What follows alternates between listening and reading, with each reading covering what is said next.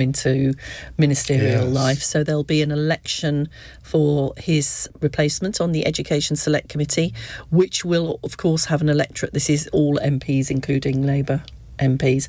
Nick Gibb, I sort of thought I had a bit of a warm seat in the Department for Education because I did 2 stints as schools minister. I mean, Nick Gibb has basically been there for most of the last 12 years in the same job. Fourth stint. Yeah. Because various people get rid of him and then they have to bring him back because people say, no, he was really good. And of course, we've got one for the many listener out of the cabinet and one in. Brandon Lewis is gone, and Mark Harper is the new Secretary of State for Transport. I texted Mark when I saw he'd got the job. And what was the text? Give us a job. It was let me run the Highways Agency. It was put me in the Lord. Essentially, you cheeky bugger, got my dream job. If you ever need a Lords Minister, ... because he, as a listener, he knows my... But I'm not expecting... He hasn't even replied. This is what happens when they get in the cabinet. So grand. They get above themselves. Which is exactly what you did, wasn't it? But you did your very, very best to bring me down to earth, didn't you? Didn't I? Yeah. As was revealed on Steph's Packed Lunch yesterday. Did you enjoy your appearance on Steph's Packed Lunch? It's a different kind of programme. It's slightly out of my comfort zone, if I'm honest, but I did quite enjoy it. And it was nice being on Russell Kane because I know who he is. I haven't watched a lot of his stuff, but he was actually genuinely funny. There's a nice vibe on that. People are genuinely nice behind the scenes. That's a long way to go, though. It's Leeds. Let's just say that. Although I have to say, obviously, I only saw the bit from the station to the TV studio, sort of driving through the city. It does seem to be quite a buzzy place. Well, as I pointed out to you just the other day, Iain Dale, there are lots of very good, lively cities, even in the north. Not including Manchester. Yeah, you don't like Manchester, do you? And yes, there was a swear word that I used which had to be bleeped out there. There's lots of those in For the Many, I can assure you. You can subscribe to For the Many now on Global Player. Coming up in a moment, I'll be joined in the Cross Question studio by Baroness Nicky Morgan, Conservative peer, former Cabinet Minister under David Cameron and Boris Johnson. Oliver Kamm is here, leader writer and columnist for The Times, making his debut on the show. Nimco Ali is a veteran of Cross Question, independent advisor to the government on tackling violence against women and girls and chief executive of the Five Foundation. And Helen Morgan, another debutante, is that the right word? A Liberal Democrat MP for North Shropshire, who's the party's spokesperson on housing, communities and local government. 0345 6060 973 is the number to call. On your radio, on Global Player and Play LBC. Leading Britain's conversation. This is LBC. From Global's newsroom at 8 o'clock, the Home Secretary says she did not block the use of hotels to ease overcrowding of migrants at a facility in Kent. Around 4,000 people are currently being housed at Manston, which has capacity for 1,600. Suella Braverman's blamed an invasion of small boat crossings. But the Shadow Home Secretary, Yvette Cooper, told the Commons there are deeper failures. The Home Office took just 14,000 initial asylum decisions in the last 12 months, compared to 28,000 6 years ago. 96% of the small boat arrivals last year have still not had a decision. Meanwhile, Suella Braverman's addressed critics who want to remove her from office after she broke security rules, saying, let them try. The Home Secretary, who resigned after using a personal email account before being reappointed days later, has admitted 6 other breaches. The COVID public inquiry's asked to see Boris Johnson's WhatsApp messages. Details of a group chat involving the former Prime Minister are among thousands of documents requested. And bird keepers in England will have to house them indoors from Monday over an outbreak of bird flu. Cases have been detected at more than 70 premises since the beginning of the month. In the city, the FTSE 100 has closed up 46 points at 70.94. The pound buys $1.14 and €1.16. LBC weather, heavy rain tonight across much of the UK, a chance of thunder in the south and a low of 7 degrees. From Global's newsroom for LBC, I'm Daryl Jackson. This is LBC from Global, leading Britain's conversation. Cross Question with Iain Dale. Hello, a very good evening. It's 8:02. Welcome to Monday's edition of Cross Question. If you want to get in touch with us during the programme to ask a question, you can do so on 0345 6060 973. You can text 84850 and you can ask Alexa to send a comment to LBC. Just say Alexa, then say your question. It's as simple as that. With me in the studio for the next hour, we have Baroness Nicky Morgan, Conservative peer, former Cabinet Minister in the governments of Boris Johnson and David Cameron. Oliver Kamm is a leader writer and columnist for The Times. Nimco Ali is independent advisor to the government on tackling violence against women and girls and chief executive of anti-female genital mutilation charity The Five Foundation. And with me is the victor of the Shropshire North by-election, it seems a long time ago, Liberal Democrat MP Helen Morgan. She's the party spokesperson on housing, communities and local government. So we're looking forward to getting lots of your questions over the next 57 minutes. Call 0345 6060 973. Tweet at LBC. Text 84850. Cross Question with Iain Dale. This is LBC. Let's go to our first caller. It's Chris in Richmond. Hi, Chris. Hi, Ian. Hi, panel.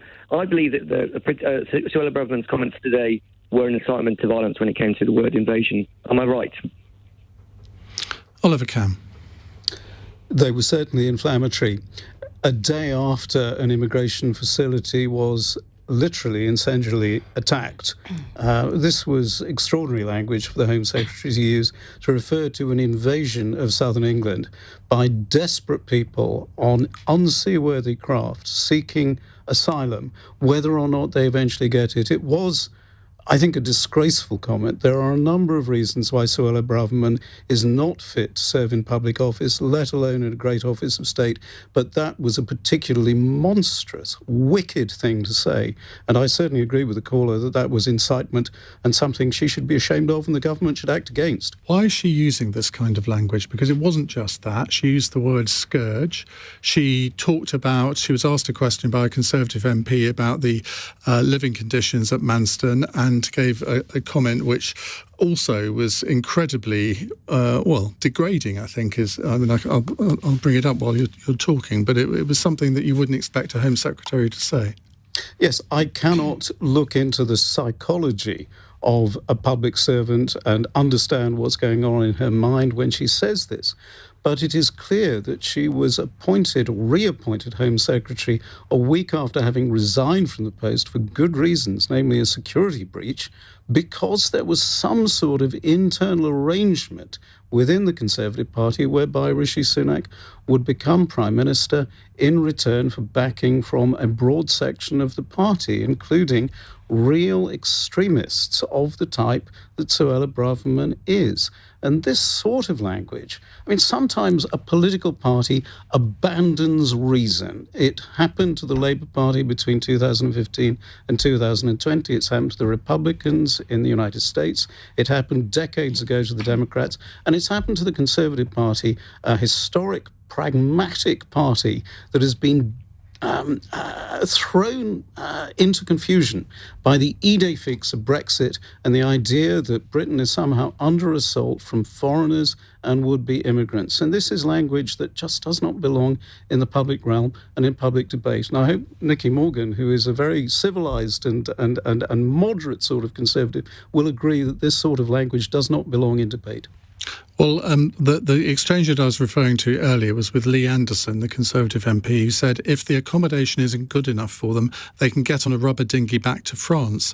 Suella Braverman responded, "My honourable friend is right. Any complaints that the accommodation isn't good enough is frankly indulgent and ungrateful." Nicky Morgan, I said earlier on in the programme that as a moderate Conservative, I couldn't vote Conservative while she remains Home Secretary because of the it's not just these comments, but ones that she's made successively. Do you feel the same way? I don't think I feel quite that way, but I have to say my jaw literally dropped when I heard that comment, that word invasion, when I listened to the statement earlier on. I think it's completely unnecessary language. There is a serious issue of the numbers of people coming over following dangerous routes to get to the UK. There's an issue around immigration, people claiming asylum. this language is wholly, as I say, it's completely unnecessary when the Home Secretary should be trying to find a way to sort this out. You asked the question, why has she done it? Well, I think she's done it because she's got political problems on two fronts. One is, as a new Home Secretary, reappointed, she's got the issue of immigration, and people do feel very strongly in this country. I mean, I think there's a mix of despair when you see the boats continuing to come, but also I think amongst a number of people, I can think of former constituents who would be saying, well, why can't the government get a handle on this? This has been going on for months, years. But the other thing she's got a problem with, of course, is all this issue about emails, what was leaked, who was, sent private documents and government-sensitive documents and everything else. So, look, I think that probably what she's trying to do is make sure that people focus on the first debate and her tough rhetoric and kind of ignore the second issue that she's got. But using this word invasion, Chris has wanted to know, do you think that's an incitement to violence? Well, I don't think... I would like to give Suella the benefit of the doubt and say that I don't think she used that in order to try to get people to turn to violence. The statement started, and then Yvette Cooper also reiterated the condemnation, I think others did as well, of the firebombing yesterday of the immigration centre. And the local MP stood up and explained that actually the person who was responsible was suffering from serious mental health problems. But I just think generally the language that we use as politicians, we've seen this repeatedly over the last 6-7 years, but before that as well, senior politicians are role models in our society. If you don't use language which accords with that position, you end up with all sorts of problems. Different issue, but Nancy Pelosi's husband being attacked. There are some people who will hear these things, and I'm afraid will act on them in very unfortunate ways. Helen Morgan, what do you make of this? Well, I mean, I would agree with Nicky. The language is unacceptable. It's clearly inflammatory in a very, very charged situation. And I think it's a shame, really, because I think everyone agrees that we need to deal with criminal gangs sending vulnerable people across the channel in tiny boats at huge risk to their own lives. And whether you believe that the government solution is the right one or not, and you won't be surprised to hear that I don't believe that the government solution is the right one, we need to be having a grown-up debate about why the immigration system isn't working. And Suella Braverman said today in the statement, the system's broken, and I think everyone agrees with her. We need to have a rational, grown-up debate about how to fix that system, how to put those criminal gangs out of business, and how to stop people risking their lives in the channel. But this debate has been going on now for years, and nobody has come up with a solution, have they? That's the problem. And that is the reason why a lot of people have become very frustrated by it. Well, I think that's right, but I think there are solutions. The government have closed down the 3 major resettlement schemes. They've closed down safe and legal routes to get here. And surprise, surprise, criminals have... People from Syrian camps can still get here legally, but they have to go to those camps first. That's true, but there are people coming from Afghanistan, from Iraq, from elsewhere in the world who haven't been able to access those safe and legal routes. And as a result, criminal gangs step in and exploit them and put them in these very, very dangerous situations. And there'll be a mixture of people fleeing war and persecution and people who are just being trafficked to this country. And we need to accept that the only way to deal with that is to put those criminal gangs out of business. And the way that you do that is that you don't make it profitable for them. You make it safe, you make it legal, and then you deal with these people promptly when they get here, so that the ones that aren't entitled to settle can be quickly and humanely returned to where they need to go to. Okay, Nimco Ali. So I say this as a former child refugee, and I still consider myself as a refugee, as somebody that came here and claimed asylum after the war in Somalia and Somaliland for itself. Nobody wants to leave their home, and nobody wants to be able to put their children on a boat and to be able to risk in order for them to be able to get to safety. So I think it's not necessarily an incitement to violence, but I think it's dehumanizing. And once you dehumanize and you other people, then you actually legitimize their abuse. So I think the Home Secretary should correct herself and actually understand just what, as Nicky said, that these people are role models, and she's also talking about the families and the people that work with her and people that have supported this government. So I think in that case, it's really disheartening and upsetting to me. But another thing that we consistently are talking about these small boats, but we have to remember that the UK is a permanent member of the Security Council. We invaded Iraq, Libya, and cut and run. We cut and run. We didn't invade Libya. We did. No, we didn't. Okay, fine. For me, as somebody, I think it's important to be accurate. Well, as an African, okay, fine. Like, I don't think the removal of Gaddafi has actually done anything for security in the world. So we made a mistake. Let's just say we made a mistake in our actions in Libya, and ultimately we cut and run. We definitely did cut and run in Afghanistan, and we haven't done anything in Syria. So all these people are desperate because of our inaction as world leaders on the stage of international security. So the reality is not about the boats; it's about the fact that we've actually lost the ability to be able to keep the world safe. So the only thing that I can say is that I'm completely embarrassed by the words that she said and really offended as well. Well, I hope Jenny in Exeter enjoyed that exchange, because she says, "Dear Iain, why do you have 3 Tories on your panel? Are you actually scared of balanced, proper debate?" Well, we know that you're a Conservative. Is there something that you want to tell us, Helen? But, absolutely not. I mean, Nimco, you're sort of independent here, aren't you? And Oliver, you're certainly not a Conservative. I'm certainly not. So I'd love to know which 3 of us, well, I'll exclude myself from this, but in that debate, you've kind of got where I'm coming from. Right, let's go to another question from Stephen in East Grinstead. Hello, Stephen. Hi, good evening. Is the Conservative Party trying to exhume its failed migrant policy by using Albanian nationals as the bogeymen? Nimco, let's start with you on that. It is a fact that quite a large number of Albanians are coming over the Channel. Albania is not a country that is a war zone. It's a democracy. Should we copy what Germany has done and just say, OK, no Albanians are going to be considered for asylum? I don't think we can say that. I don't think we can classify saying that you can't come because of your nationality, because people do need we do probably need a proper due process. But I do think that this is the boogeyman. He is quite right. Is the fact that we're consistently always picking on something that makes the right or those people who are anti-immigration kind of talk up. I think we are actually spending a lot of time on immigration. I completely get it, but I have this really uncomfortable role that I play within the immigration conversation, having not been born here.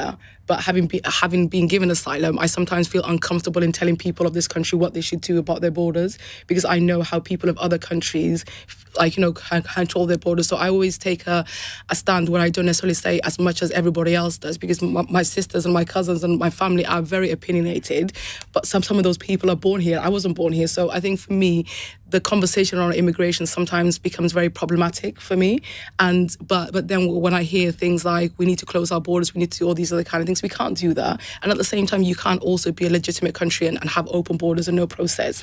You see, I think you should play a big part in this debate, having come here as a child refugee, because one of the things I try to get across to my listeners is that we shouldn't actually talk about refugees or asylum seekers. We should talk about individual people, because when you hear their stories, and we're going to be hearing a lot of stories after 9, I think, when you hear individual people's stories about A, why they've come here, B, how they've come here, and C, what they've done since they've come here and legitimised themselves, it's actually quite inspiring in many ways. And if you try and put yourself in the position of somebody from Syria who just wants to improve their lives and get out of this hellhole, we'd all do the same thing. No, I completely agree, but I think the problem is that there's very little asked. So I assimilated very well. I love this country. I think a lot of people in my own country of Somaliland assume me to be more British than I am Somali because of the fact that I've kind of got along. So for me, what the reality is that there's 2 conflicting conversations and nobody's having that middle ground kind of conversation. It's the fact that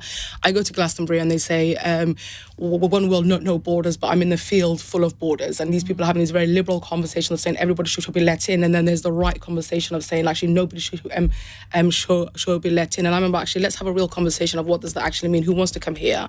When I was given asylum in the 1980s, there was a legal way for me to fly from Djibouti to Manchester as the way that I got back into the country. Those things are not available at the moment. How do we change those things?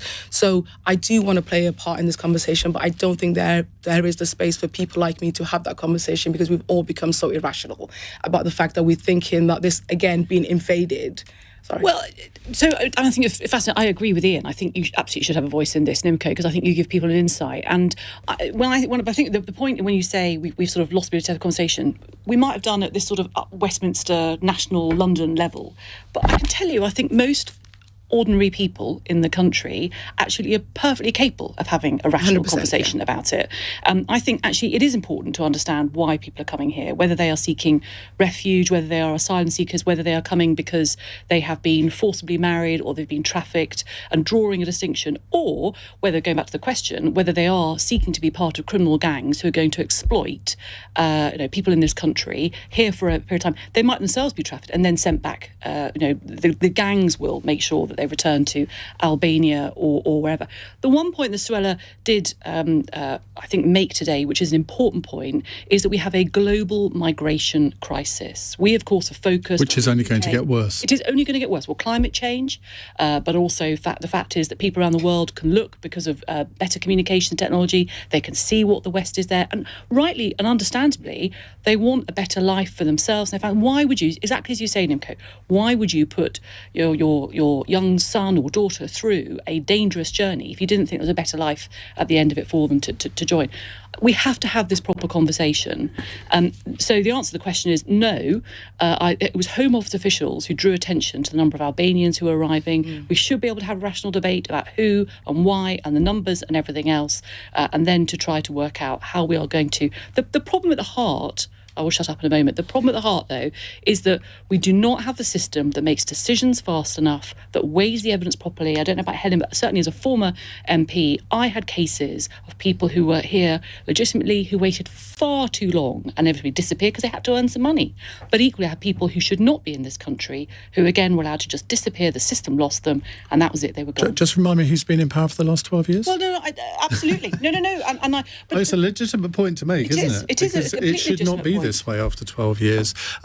Oliver and Helen, you've got the luxury of 3 minutes to prepare your answers because we're going to go to a break. I want to encourage people to find... What I find on this programme is that whatever subject you start off with, you then get loads and loads of calls on that one. But we're going to move away from this after we've heard from Helen and Oliver. So if you want to ask a question on another subject, do dial 0345 6060 973. You're listening to LBC. It's Cross Question at 19 minutes past 8. LBC.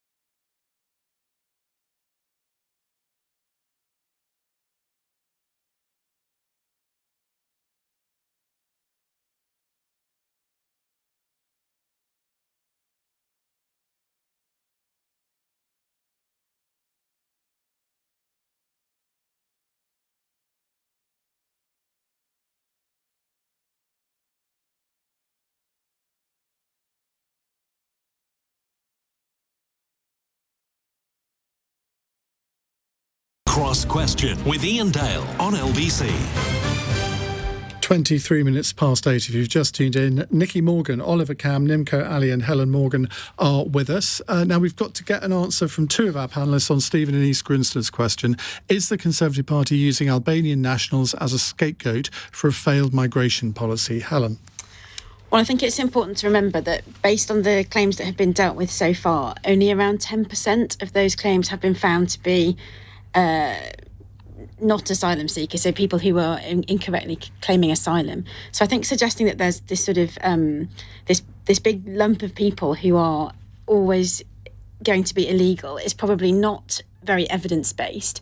We have heard information over the last few weeks say that there has been an increase in the number of people coming from Albania, and I think again, as Nimco was saying, it's important to look at what their story is, because they're humans, and you don't get into a small boat on the Channel and risk life in the world's busiest shipping lane just on a whim. You know, those people are either being trafficked or they have a very serious problem at home that they wish to get away from, and we need to be. Why do they come here? Why don't they go to another country?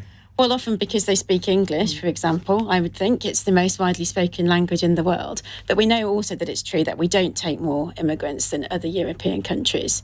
And I think your point about increasing migration, it's very important to remember that we've slashed our international aid budget. So if we're worried about more and more people moving around the world, we need to get that international aid budget back up to 0.7% of GDP, because it will help to alleviate the problems of people having such dire situations in their own home that they migrate somewhere else for a better life. So I think that's part of the solution as well. I think the Albanian migrant problem might also be to do with increased trafficking of individuals, which is maybe why it's not reflected so much in the historic asylum claims data.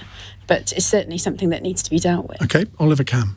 There are two elements to the question. One is the focus on a particular nationality of immigrants, and the other is the collateral effect on the Conservative Party. I actually don't agree with what Helen has said several times now, that there are solutions.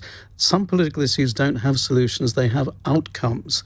And the issue of small boats coming to the United Kingdom for migrant applications is not necessarily soluble.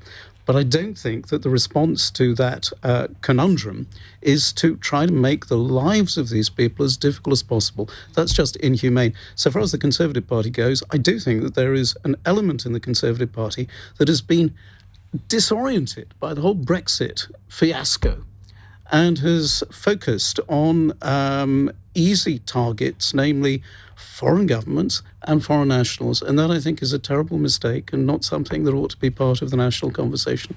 But Rishi Sunak, Jeremy Hunt, I mean, they're not people who fit into that description, are they? And they are the two most powerful people in the government. They're not, personally, that type of conservative activist. You're absolutely right.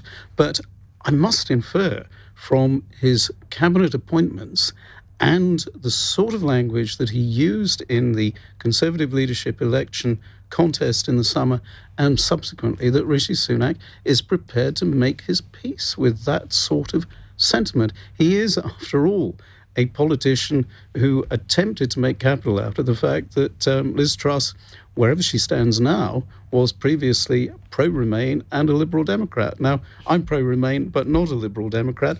But I think any sane Conservative politician would say that these are not disreputable positions to hold. These are the sort of people that the Conservatives ought to be appealing to in order to remain in power. And the sort of language that the Conservative Party, including the new Prime Minister, has resorted to, I think is a very damaging. Well, I have to say, over the past year, I've gone around the country speaking to quite a lot of Conservative associations, mainly to flog my books, and I don't come across these people, or very rarely do I come across these people, the kind of people that this kind of language appeals to.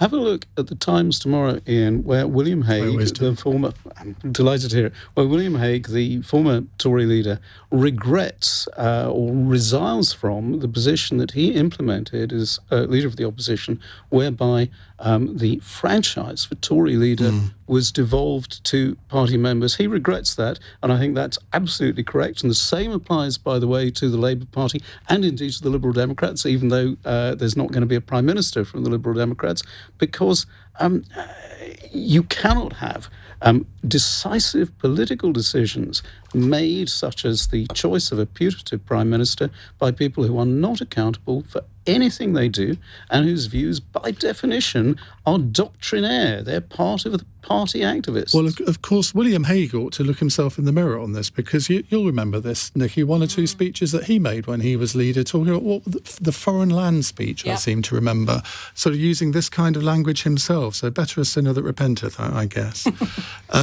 A comment here from Jonas, who says, we love you, Nimco.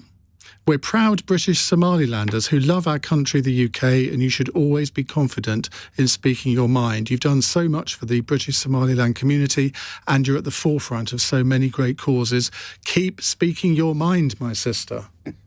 Oh, that's lovely. Not my sister, but I regard you as sister. We could be brother and sister. Yeah. Thank you very much, Jonas. No, I do want to speak my mind, but I think it's having listened to what you just said, Oliver, and having sat on the other side of the conversations around Brexit. I think that was a very uncomfortable moment for me as somebody that voted Remain. A lot of the kind of xenophobic things that I was hearing, and even in the summer when I voted for Rishi, I thought Rishi should have actually been the Prime Minister long time ago.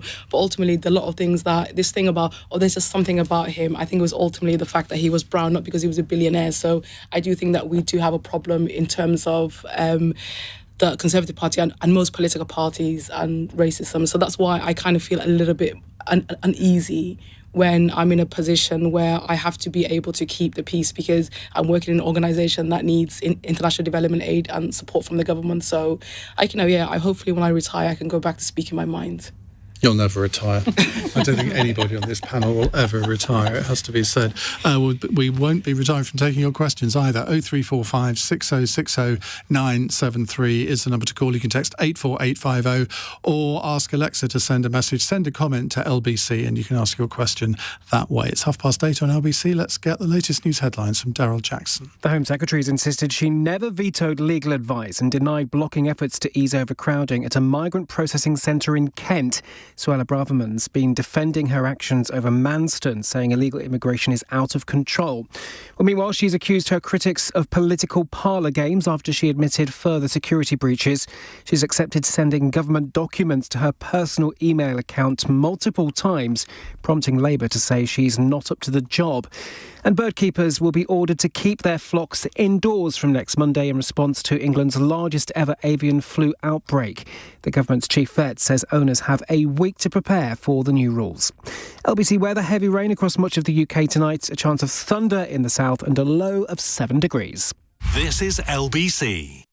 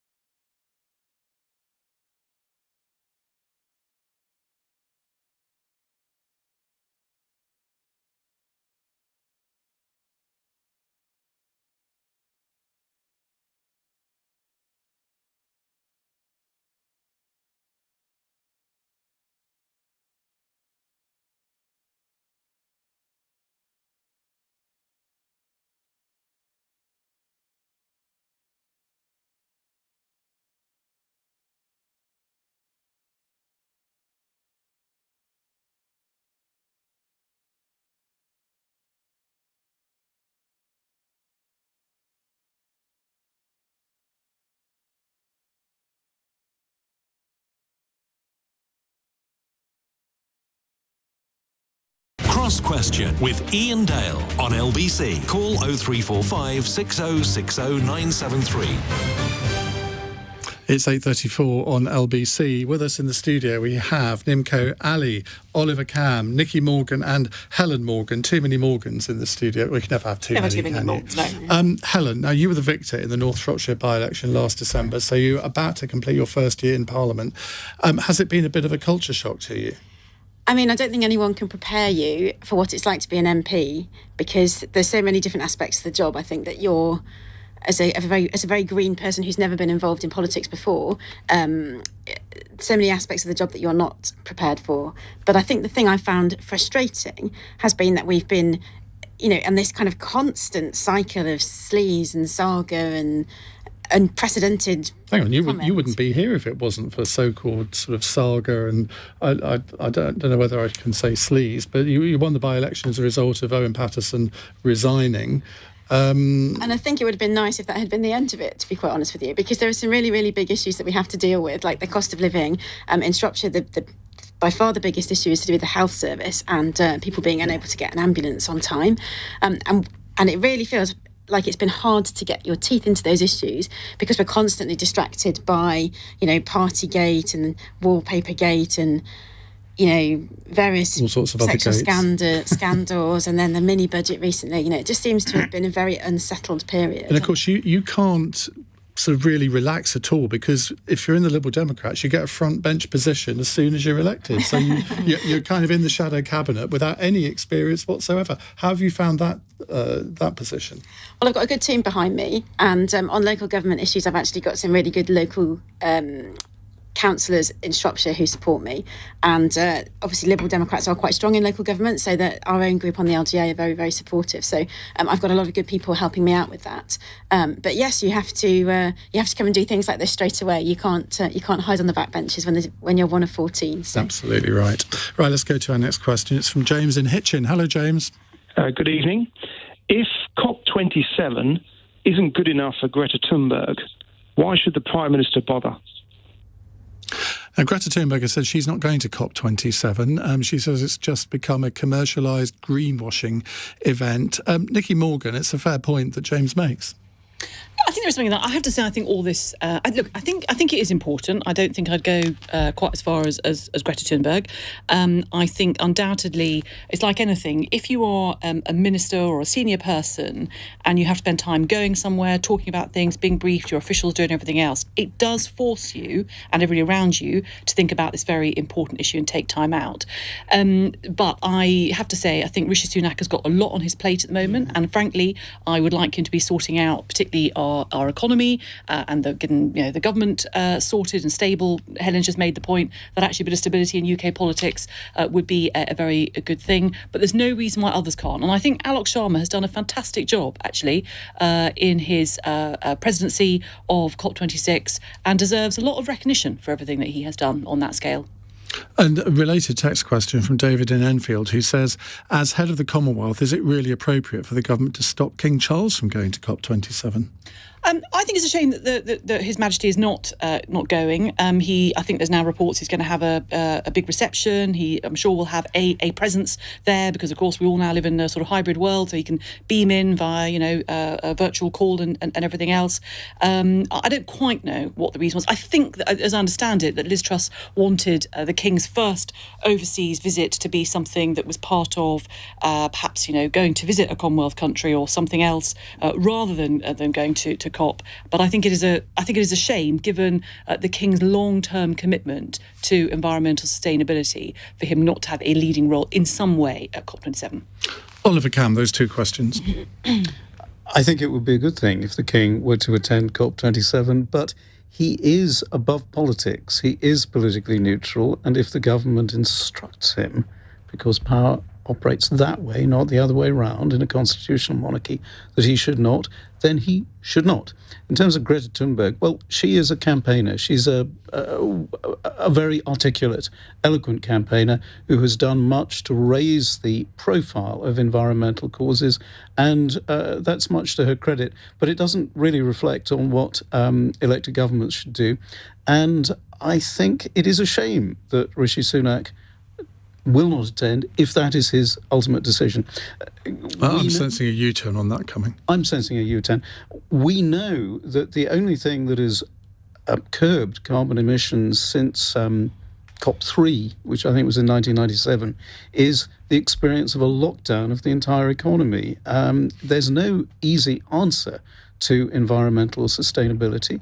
We know that low-income countries need economic growth in order to better the lot of their population, but it can't be by the sort of rapid breakneck pace industrialization that has caused China to become a G2 country rather than a low-income country over the past generation.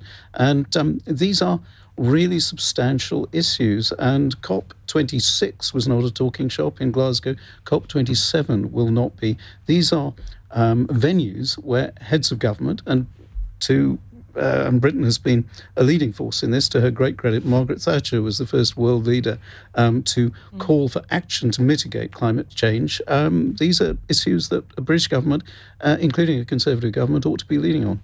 Nimco Ali.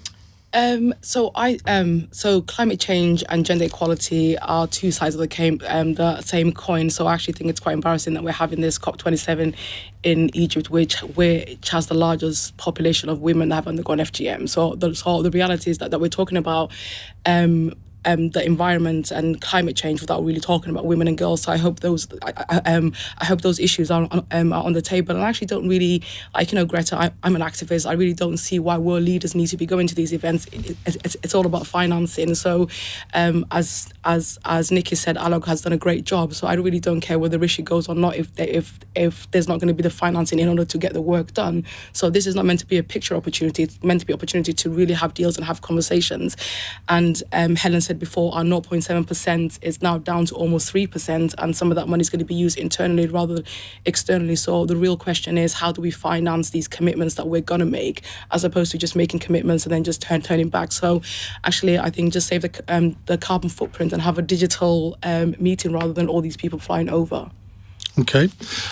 Just so we realise that Nimco isn't the only one that has fans on Twitter, Vidal says, I'm not a Conservative fan, but I must commend Nicky Morgan on her balanced opinions. Thank you very much. That's very nice to hear. I'm going to frame that because I don't hear that very often. Helen? I think it's a shame that Rishi Sunak isn't going. I think it's an opportunity to show world leadership on a problem that's only going to be dealt with in conjunction with the rest of the world. We can't solve the climate crisis on our own in Britain. We need to be doing that in discussion with other world leaders. And so I think he needs to be there. Joe Biden's going to be there, Macron's going to be there. He needs to show that Britain take it seriously, that we are going to lead on this world stage as well. And I think in addition to the climate crisis, we also need to look at the energy crisis that we've been facing in terms of the cost of living and the pressure that Russia has been able to exert on the rest of the world, and find ways to rapidly remove our dependence on the fossil fuels, because we can't control which countries they come from. So I would like to see a much greater degree of leadership. And I think stopping the King from going, I don't think he is in a position to be able to ignore the advice of the government. But I think it would be nice if they had advised him to go. It's an issue that he has shown world leadership on for a long period of time, and it's good to demonstrate our commitment to get him there as a genuine and authentic climate activist. And the King? That's what I'm saying. The King should go. Right. He's been a genuine and authentic. Sorry, I was momentarily distracted by a really good question that's come in, which I'm going to do now, seeing as we've got 2 minutes before we go to a break. William in Aberdeenshire says, is being an MP a job? I would say it's a commitment to make life better for the people of the country and make it a better place to live in. What is the view of the panel? Well, Helen, you are the only MP on the panel, and a new one. Is it a job? It's not a job, it's a way of life, definitely.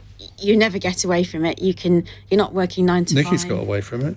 She's been elevated. Well, I then had to leave being an MP there. I think Helen's completely right. It is a way of life, and I think if you're going to do it properly and focus on the issues that matter to your constituency, it becomes all-encompassing. I can't think I ever switch off from it. And I enjoy it, but it's not a job. It's a way of life now. I think you can say that about a lot of things, like teachers, doctors, nurses. So I don't think we should elevate MPs outside the realm of those things. But we also have to look at a job and be held accountable to it, rather than thinking it's some kind of vocation as you're doing it out of the kindness of your own heart. Oliver? I think we should elevate it. It's not a job.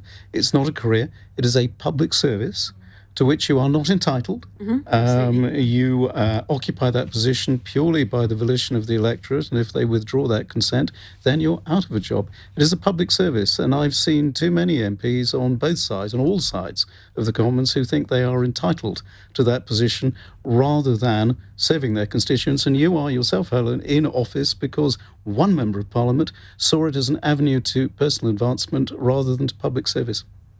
Right, we'll take more of your questions in a moment. 0345 6060 973. It's 8:45. LBC, Nick Ferrari at breakfast. Weekday mornings from 7. We go to Greater Manchester, where they've come out of special measures in 18 months under the watch of Chief Constable Stephen Watson. It's reported ministers are studying your example, you and your colleagues' example. What's a back to basics copper doing in GMP? It's picking up the phone quickly, making accurate records of what people tell us, getting to them quickly, arresting people, and doing all of this in a way that allows the public to place upon us the very trust that they want to place upon us. Nick Ferrari at breakfast. Back tomorrow morning from 7. Listen on your radio and on Global Player. LBC. I've lost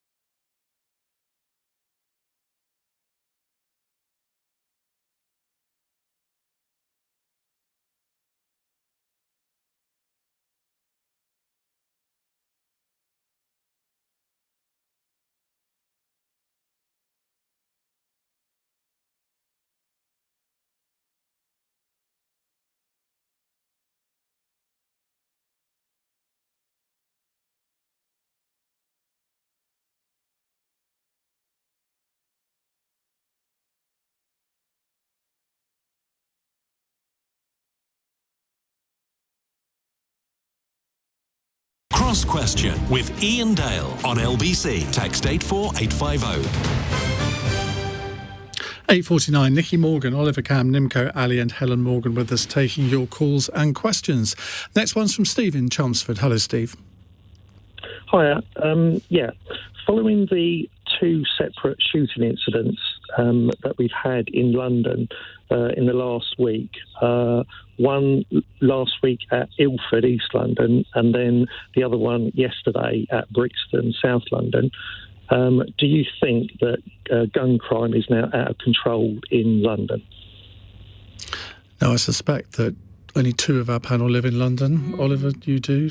I live in London. Nimco, you do. So let's start off with you two. Nimco, let's start with you. I think crime in London is generally a little bit out of control, but I think that's ultimately, from my point of view, is to do with our nonsensical drug laws.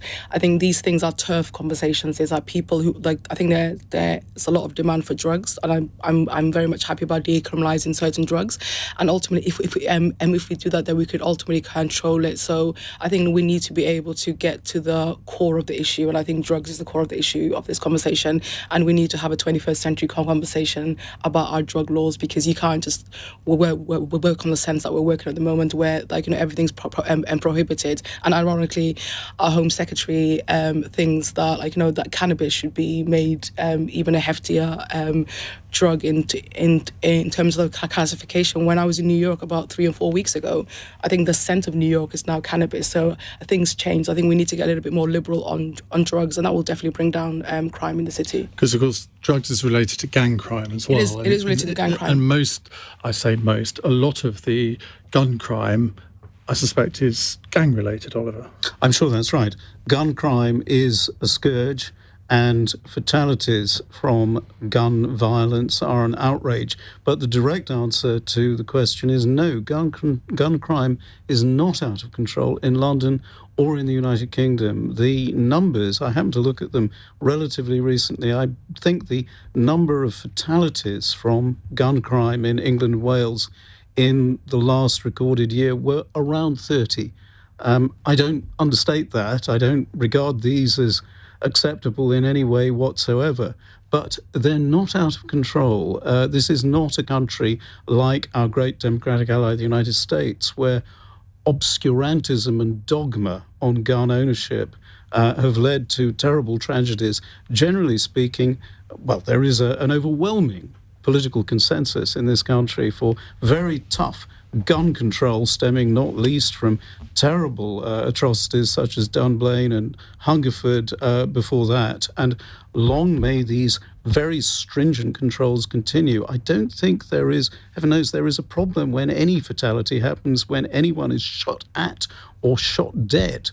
But I don't think it is correct to say that gun violence is out of control in this city or in this country. Helen. Well, obviously, I represent a rural seat, and our issues are... Where guns are used to shoot pheasants. that kind of shooting is obviously entirely legal. But we do face similar issues in terms of county lines drug stealing. We've had issues with fatal stabbings. And so we see sort of similar issues to London, albeit on a much lesser scale. I think there are two answers to this, and we seem to have talked about putting criminal gangs out of business a lot this evening, and I think that's the way to go. I think there's looking at our drug laws and making them more liberal, but I think we also need to look at community policing and a multi-agency approach to those children that are and young people who are being sucked in to these county lines, to these criminal gangs, and exploited and exposed to things like knives and guns. Because until we prevent those children being exploited, we're going to struggle to get a grip of this situation. I did a 12-hour ambulance shift a couple of weeks ago with an ambulance crew, and they told me they were horrified by the number of stabbings that they saw from young people who are kind of starting to get involved in this kind of slightly shadier world. And they weren't necessarily people from vulnerable homes. They were just people without much else to do who are being targeted by these criminal gangs. So I think we really need to get police on the ground to look at those gangs and keep those children away from that situation. Nicky, if you look at the latest Home Office statistics, gun crime has risen across much of England and Wales, but in London it's fallen by 14% over the last decade. So when you see incidents where 4 people have died within a week, you kind of think, oh, it's out of control. But if you look at the wider picture, it's not. Yeah, look, I don't live in London, so there's individual cases I'm not so familiar with. I think that Oliver makes a very valid point about people's perceptions, no doubt. And the fact that we hear about these cases and they make headline news would counterintuitively suggest that actually that's because they're not happening as often as people might feel that things are out of control. I think the points that others have made, whether it's related to drugs or whether it's related to stopping young people getting caught up in this, very important. I would just say that this morning I was giving a speech to a whole bunch of teachers in South London on my favourite topic of character education. That's about building up young people to have the right skills, resilience, self-control. Can I borrow your speech? I'm doing one to Bishop Stortford High School on Friday. I need a subject. Okay, all right. Well, we'll have a discussion afterwards. Yeah, absolutely. but the ability of young people to have those skills, to be able to not get caught up in these sorts of incidents is very, very important. So it's not just about crime and policing and everything else. It's obviously wider in terms of supporting our young people. Right, a text question from Ronnie in Cockfosters. Say what you like about Rishi Sunak, but isn't it a relief to finally have someone mildly sensible at the wheel? Sort of damning with faint praise there, I think, Ronnie. Nicky? Well, I think he's more than mildly sensible. I think Rishi Sunak is extremely sensible. At the end of the summer, I had the pleasure, and you did this as well, of chairing hustings between him and Liz Truss. And no, I didn't do it. I thought you did it. You didn't do it this one. I did it with Boris and previous Jeremy. one. Well, but it was very interesting. Rishi was at that point. He was relaxed. He thought his way through his programme. Look, I mean, there's no doubt. I certainly went to bed Monday night, feeling a great sense of relief that finally actually we were going to have somebody in charge who I could relax and just know he could run the country. And I think all these people in the commentariat who are sort of saying, politics is a bit dull now. Well, thank goodness. I mean, I want my politics to be in the UK as dull as possible. I'm sorry that's not so good for your programmes, but actually I just want a calm, competent, stable government to get on and run things properly so the rest of us can get on and worry about everything else. When you woke up the next morning to find out that he'd appointed Suella Braverman Home Secretary, did your optimism slightly lessen? Well, I'm afraid after nearly 30 years in frontline politics and nearly 10 years in the House of Commons, I'm not surprised by any decisions that any Prime Ministers or Ministers make. We could go back to where we started this evening, but let's... we have to just see how the Home Secretary continues in office for the weeks to come. Helen, you've experienced 3 Prime Ministers in your first year in Parliament. What's your answer to the question? I'm disappointed. I think we've got a very familiar-looking cabinet. We've got a mixture of cabinet ministers from the Johnson era, which was unstable, and we've got a bunch of ministers from the very short Truss era, which was incredibly unstable, and we've had the appointment of Suella Braverman. So I'm not that confident that we have got a grown-up in charge at this point, to be quite honest with you. I think some of the decision-making has been very poor, and,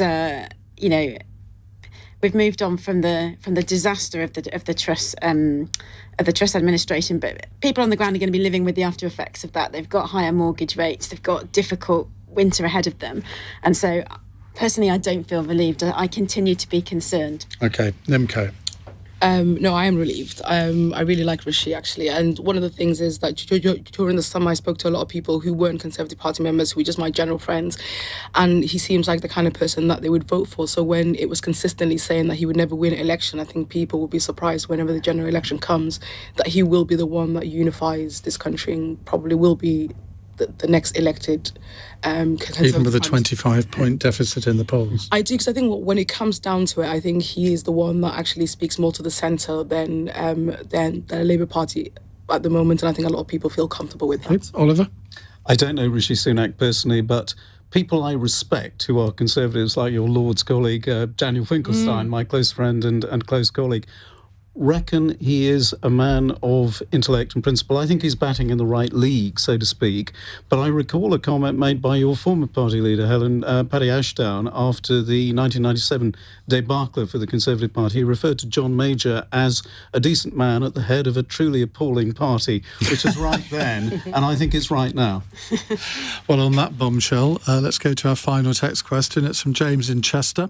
I'm sure you're all heading off to a Halloween party after the show.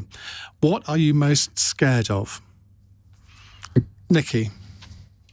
Well, the flippant answer is unfunded, uncosted mini budgets are quite scary, as I found out.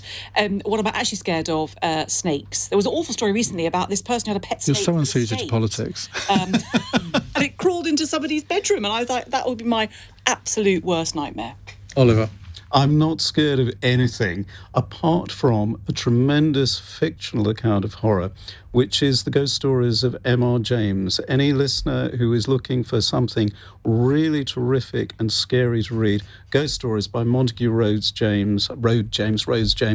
James, written towards the end of his life in the 1910s, 1920s, 1930s. They're magnificent popular fiction. Helen. Not much good for someone who's lived their entire life in the countryside, but I'm terrified of spiders and regularly have to deal with mouse-sized ones in and around our house. So, that does it for me every time. I'm a gibbering wreck with a spider. Nimco. This is going to be very feminist, but I'm scared of women in the UK losing their access to safe and legal abortions. I think it's something that we can't get complacent about, especially when we seem to have a women's minister who doesn't believe in choice. So whenever this election comes, I hope a lot of people ask their candidates how they stand on the protection of the 24 weeks access to abortions in the UK. That was a much more serious answer than I was I'm very serious. I'm a woman with ovaries who is in a childbearing age, and we live in a society where the biggest democracy, the United Kingdom, has just rolled women's rights back. And we do actually have, a few months ago, there was a vote on whether women should be allowed to have the abortion pill at home. And it was quite horrific to see actually how many of our MPs that I thought were decent and good people that actually voted against that. So it is quite scary. It's the reality of being a woman in the 21st century. OK, Nicky, Oliver, Nimco and Helen, thank you very much for joining us this evening. You can download the podcast wherever you get your podcast from, and of course you can watch it back on the LBC YouTube channel and Global Player. Coming up in a moment, more Suella Braverman. It's 9:01. On your radio, on Global Player and Play LBC. leading Britain's conversation. This is LBC. From Global's newsroom, the Home Secretary says she's working to ease overcrowding for migrants following concerns a facility in Kent is a breach of human conditions. Suella Braverman says she'll visit the Manston Detention Centre soon, where 4,000 people are staying. The capacity is 1,600. Head of the Home Affairs Select Committee, Dame Diana Johnson, told LBC the situation has been developing over months and months. What I really would have expected that the Home Office, the Home Secretary, her ministers would have been planning for the worst and hoping for the best. So they would not have allowed the Manston situation to develop. They would have been all over it. I would have expected the Home Secretary actually to have visited Manston. Well, Labour's accused the Home Secretary